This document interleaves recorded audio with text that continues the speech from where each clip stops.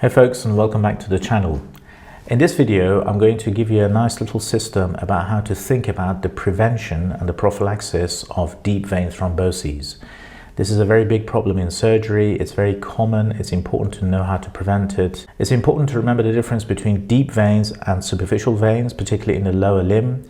So deep veins would be something like the femoral vein, as the name suggests, they are further in, as opposed to the superficial veins, such as the saphenous veins, where you get the varicose veins. The other thing is worth remembering is the difference between a thrombus and an embolus. So a thrombus is an intravascular clot, and then which can flick off and become an embolus. And an embolus is basically anything. It can be a clot, or it can be a piece of fat or some air or something, which whizzes around the circulation and is capable of blocking the lumen of a vessel.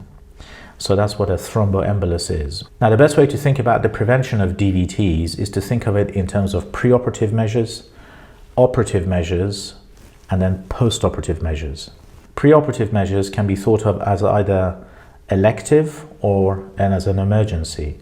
So the emergency one is very easy. If somebody comes in very, very profoundly dehydrated or hypovolemic, they've lost a lot of blood, for example, in a trauma setting, what you could do is restore that blood or restore that hypovolemia. The fancy name for this is called resuscitation.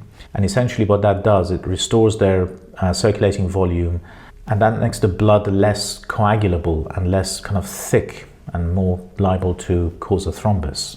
But the vast majority of operations are elective and sort of planned. So if you have a bit of time, you can institute some measures to prevent a DVT going forward.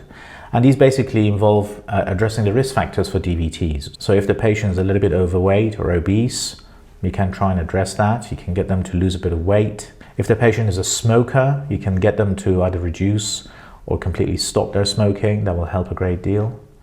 If they're on the oral contraceptive pill, you can get them to stop that, especially if they're on the combined pill. And just immediately preoperatively, you can give them a blood thinner, and the commonest one is a low molecular weight heparin, usually given subcutaneously. And the common names for these in the UK are things like Clexane, enoxaparin, and things like that. Now let's talk about the intraoperative measures that you can put in place to prevent a DVT. So these things include, for example, getting the patient to wear a TED stockings. TED stands for thromboembolic deterrent stockings. And these are the sort of long socks, the long white socks usually, which are graduated in their sort of compression that the patient wears, and that essentially stops the blood pooling in the patient's calves.